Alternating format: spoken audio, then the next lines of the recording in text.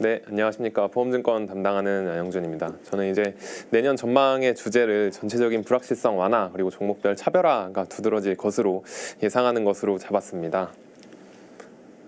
네, 일단 요약을 말씀을 드리면은 사실 올해 증권이랑 보험사의 주가가 괜찮기는 했지만 전체적으로 좀 불확실성이 많이 퍼져 있는 상황이었습니다. 그 이유를 보면은 보험사 같은 경우에는 이제 3분기 실적에 반영된 계리적 가정 가이드라인이 적용됐기 때문에 그 전까지 이제 불확실성이 쭉 이어져 있었고 앞으로도 이제 좀 재무적으로 해석하는 데는 앞으로도 좀 시중에도 불확실성이 완전히 해소되기까지는 시간이 좀 걸릴 것으로 예상이 되고 그에 따른 이제 배당 불확실성 그리고 자본 비율 불확실성 그리고 증권사 같은 경우에는 올해 이제 증시 하락으로 인한 브로커리지 그 거래대금 감소에 따른 브로커리지 수익 감소, 그다음에 이제 금리 상승에 따른 부동산 업황 부진, 그리고 또 이제 조달 비용 증가라는 이러한 여러 가지 불확실성 요소가 좀 시장에 팽배해 있던 분위기였습니다. 이러한 부분들이 이제 내년에 금리 하향 안정화로 이어지면서 이게 이제 보험이랑 증권사의 불확실성을 해소하고 좀 리스크 요인이 완화되면서 실적 개선까지 이어지는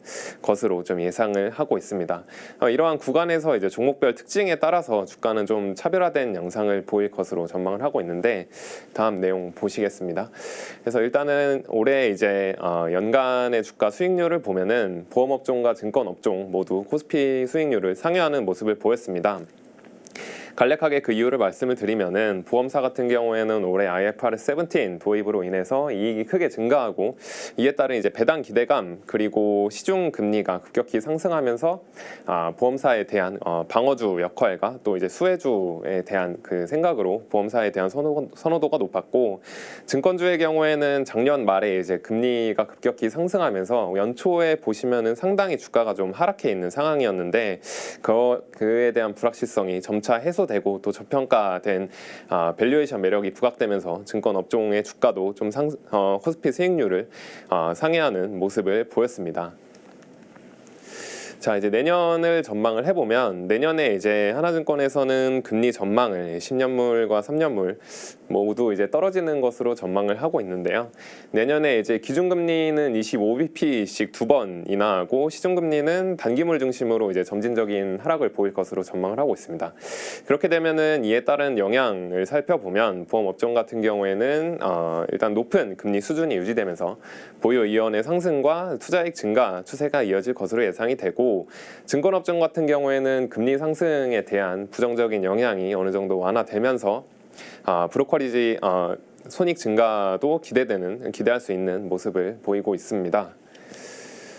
네, 다음에 보험 먼저 말씀을 드리면 보험 업종 같은 경우에는 이제 합리적인 밸류에이션이 좀 이제 내년부터 가능해질 것으로 전망을 하고 있는데 올해 이제 이번 주에 실적 발표를 통해서 이 부분이 이제 반영되기는 했지만 금융감독원이 이제 지난 6월부터 계속해서 이 올해 새로 도입된 회계 제도인 IFRS 17에 대해서 이제 좀 수정 보완할 부분이 있다. 그래서 회사별로 이러한 가이드라인을 적용해서 재무제표를 다시 만들도록 하게 했습니다. 이러한 부분들 때문에 상당히 이제 앞으로의 실적에 대한 불확실성이 큰 상황이었는데 이번 3분기 실적 발표를 통해서 이러한 가이드라인이 적용된 재무제표가 공개되었기 때문에 올해 이제 연간 배당과 내년의 이익 흐름 이런 것들을 좀 합리적으로 추정할 수 있게 되었습니다. 결과적으로 말씀을 드리면은 IFRS 17이 도입되면서 보험사의 이익 변동성은 좀 낮아질 것으로 기대가 되고 경상적인 이익 수준이 이제 말씀드린 것처럼 투자이익 증가와 안정적인 보험 이익을 통해서 좀 안정적인 이익 수준을 기반으로 또 이에 대한 밸류에이션이 가능해지기 때문에 좀 이제 재무적 안정성에 따른 밸류에이션 확대도 기대해 볼 수 있다는 판단입니다.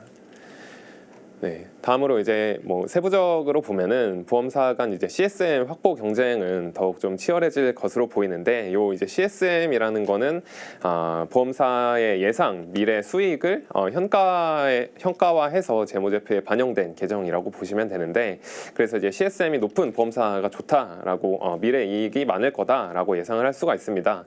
이 기준에서 보면은 CSM을 확보하기 위한 보험사의 경쟁은 어쩔 수 없이 더 치열해질 것으로 예상이 되는데요.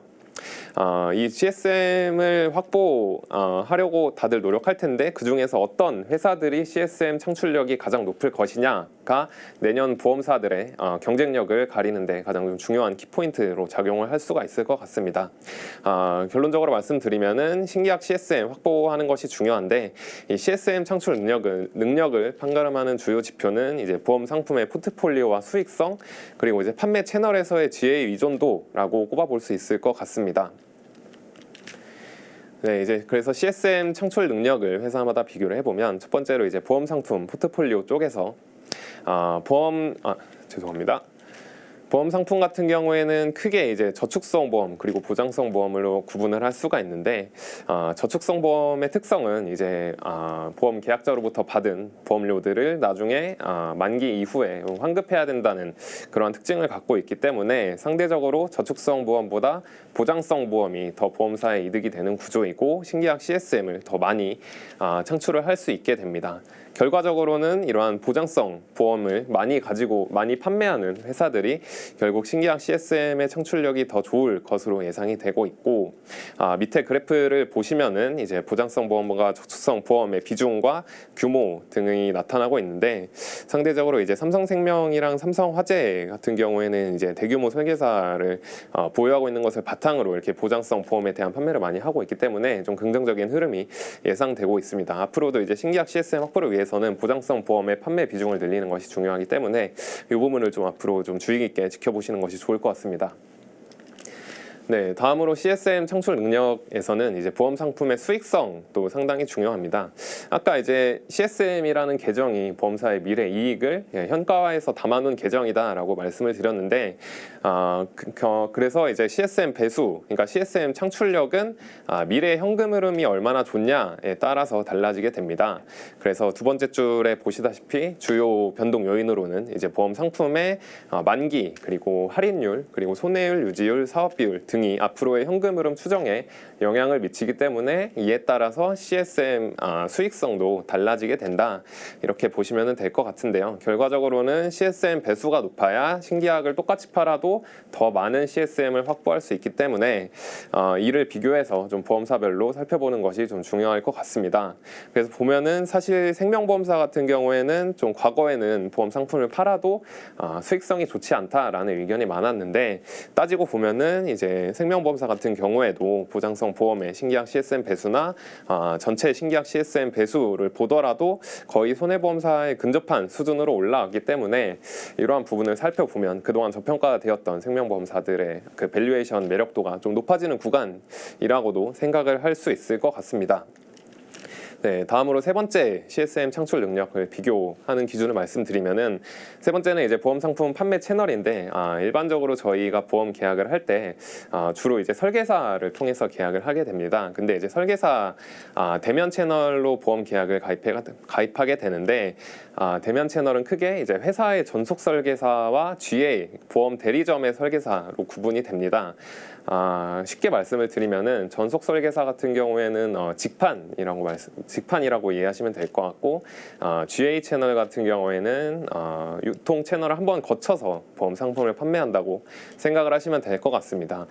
이러한 구조를 생각을 해보면은 직판으로 파는 게 더 판매자도 그렇고 소비자도 그렇고 수익성이 더 좋겠죠. 그래서 결과적으로 말씀을 드리면은 이 GA라는 유통 채널을 거치지 않고 보험 계약을 판매하는 게 CSM 배수, CSM 수익성에 더 긍정적인 영향을 미치게 됩니다. 그래서 오른쪽 표를 보시면은 이제 회사별로 보험료와 GA 채널 비중이 나와 있는데 삼성생명 같은 경우에는 GA 보유한 전속 설계사가 많기 때문에 이제 GA 채널에 대한 비중이 상당히 낮은 편이고 하나생명 같은 경우에는 재판 분리, 그러니까 보험 상품 제조와 판매를 분리해 놨기 때문에 GA 채널의 비중은 100%로 나오지만 상대적으로 내가 가지고 있는 유통사이기 때문에 더 큰 수익성을 기대해 볼 수 있다라고 이해를 하시면 될 것 같습니다. 그래서 요 이제 GA 채널 비중에 따른 영향도 전체적으로 살펴보면은 생명보험사들이 이제 GA 채널 쪽에서 좀 강점을 보이고 있다 이렇게 이해를 하실 수 있을 것 같습니다. 이 부분은 이제 손해보험사 같은 경우에는 특히 최근에 GA 채널을 활용한 그 판매 경쟁이 심화되고 있기 때문에 이 그 판매량도 물론 중요하지만 이 GA 채널을 통해서 뭐 이제 시책비라든지 비용이 얼마나 나갔냐 이것도 좀 중요하게 봐야 될 중요하게 볼 포인트로 예상을 하고 있습니다. 네, 지금 CSM 창출 능력까지 말씀을 드리고 다음에 이제 증권 쪽을 말씀을 드리겠습니다. 증권주 같은 경우에는 이제 최근에 좀 금리가 좀 하락하면서 주가가 좀 올라오는 모습을 보이고 있지만 전체적인 흐름으로 봤을 때는 좀 단기간 내에 주가 상승 모멘텀을 찾기는 좀 어려울 것으로 보고 있습니다. 그 이유를 이제 말씀을 드리면은 사실 이제 브로커리지 실적 호조가 주가 상승을 이끌었고 내년에 공매도 금지가 내년 상반기까지 예정이 되어 있어서 거래대금 증가가 될 것으로 예상을 하고 있지만 사실 이 본질적인 부동산 시장 악화 그리고 보유자산 평가 손실에 따른 실적 훼손에 대한 우려가 내년에도 이제 좀 높은 금리 기조 상황 하에서 이어질 것으로 예상이 되기 때문에 근본적인 실적 훼손 요인이 해소됐다고 보기는 어려워서 단기간에 주가 상승 모멘텀을 찾기는 좀 쉽지 않을 것으로 예상을 하고 있습니다. 다음으로 이제 부문별로 살펴보면 말씀드린 것처럼 이제 브로커리지 수익은 좀 괜찮을 것으로 예상을 하고 있는데 올해 이제 상반기 코스피 코스닥이 같이 상승하면서 양호한 브로커리지 실적을 기록을 했고 하반기에는 좀 증시가 하락하면서 거래대금이 감소하는 모습을 보였지만 최근에 이제 공매도 금지 이슈가 부각되면서 투자자 예탁금과 거래대금이 소폭 이제 상승하는 모습을 보였습니다. 다만 이게 좀 일회성 요인으로 끝나는 게 아니냐 이렇게 생각을 하실 수도 있는데 그 이전에 보고서를 통해서 말씀드린 것처럼 이제 과거 공매도 금지 기간을 살펴보면 증시가 하락할 때는 거래대금이 뚜렷한 증가세를 보이지는 않았지만 그 이후에 이제 공매도 금지 기간의 막바지에 증시 상승이 이루어지면서 거래대금이 같이 증가하는 모습을 보였기 때문에 내년 상반기까지가 그 공매도 금지 기간인 점을 고려하면은 내년 상반기까지 증시 반등이 이루어지면은 거래대금도 같이 급격히 증가하면서 증권사의 브로커리지 수익도 좀 개선될 것으로 예상을 해볼 수 있을 것 같습니다. 네, 전체적으로 보면은 브로커리지 부문은 좀 이제 긍정적인 요인이 있다. 증시 뭐 거래대금 활성화 가능성이 높다 이렇게 판단을 하고 있고. 다음으로 이제 IB 쪽을 보면은 이제 그 증권사들의 단기 모멘텀이 좀 부족한 이유가 IB 쪽 때문이라고 생각을 하고 있는데 IB 실적 회복은 일단은 부동산 업황 회복이 우선되어야 할 것으로 좀 예상을 하고 있습니다. 보통 이제 그동안에 증권사들이 돈을 어떻게 벌었냐 보면은 IB 쪽에서도 특히 이제 부동산 PF 쪽을 통해서 돈을 많이 벌었는데 부동산 PF에서는 이제 신규 착공하는 사업장에 대해서 이제 증권사가 대출을 주선하면서 그 주선해주는 주관 수수료를 받으면서 IB 실적이 급격히 좀 증가하는 모습을 보였었는데 현재 상황에서는 이제 좀 금리도 높은 수준이고 공사비도 높은 수준이기 때문에 신규 착공되는 사업장의 수가 좀 급격히 떨어져 있는 상황입니다. 이러한 기조는 내년에도 좀 과거에 지었던 것들이 미분양되면서 신규 착공되는 물량도 좀 뒤로 이연될 가능성이 크기 때문에 이렇게 신규 착공되는 사업장이 없으면은 증권사의 주관 수수료도 어쩔 수 없이 크게 감소할 수밖에 없기 때문에 부동산 업황이 먼저 회복되지 않는 이상 IB 수수료는 좀 단기간에 회복되기는 어려울 것으로 보고 있습니다. 그래서 결과적으로는 부동산 PF의 사업 기간이 한 2, 3년 정도인 거를 고려를 해보면은 2021년 하반기부터 금리가 상승하면서 좀 부동산 시장이 급속도로 악화되었는데 요게 이제 2, 3년 이후라고 생각을 해보면은 2024년 하반기 정도 아니면 그 이후라고 이제 회복 기간을 좀 짐작을 해볼 수가 있습니다. 그래서 그 전까지는 좀 단기간에 이익 회복은 좀 어려울 것 같다라는 판단입니다. 네, 다음은 이제 증권사의 운용 부문인데요. 사실 운용 부문은 그 금리의 변동성과 상당히 관련이 깊습니다. 여기 이제 차트를 보시면은 금리가 완만하게 하락할 때는 증권사들의 운용 손익이 괜찮았는데 21년 하반기에 금리가 급격하게 상승하면서 이제 가지고 있던 뭐 유가증권이나 뭐 파생 쪽의 손실이 확대되면서 좀 이익이 많이 부진한 모습을 보였습니다. 이제 금리의 방향성도 물론 중요하지만 이제 좀 그 변동성, 적은 변동성 하에서의 운용 그 환경이 가장 좋기 때문에 내년에 이제 금리가 올해 말은 이제 금리 상승이 좀 어느 정도 마무리된 것으로 보이고 내년에는 이제 하향 안정화, 그러니까 완만하게 하락한다라고 생각을 해보면은 증권사의 운용 손익도 같이 회복을 할 수가 있다. 또 이제 금리가 하락하면은 가지고 있는 보유 자산에 대한 뭐 채권이라든지 이런 부분에 대한 평가 이익도 기대해 볼 수 있다. 다만 이제 부동산 익스포저가 높은 증권사의 경우에는 부동산 업황의 회복은 말씀드린 것처럼 좀 장기간으로 봐야 된다라고 생각하고 있기 때문에 부동산 익스포저가 높은 증권사의 평가 손실, 그러니까 운용 손익은 좀 회복이 상대적으로 더딜 수 있다 이렇게 생각을 하고 있습니다.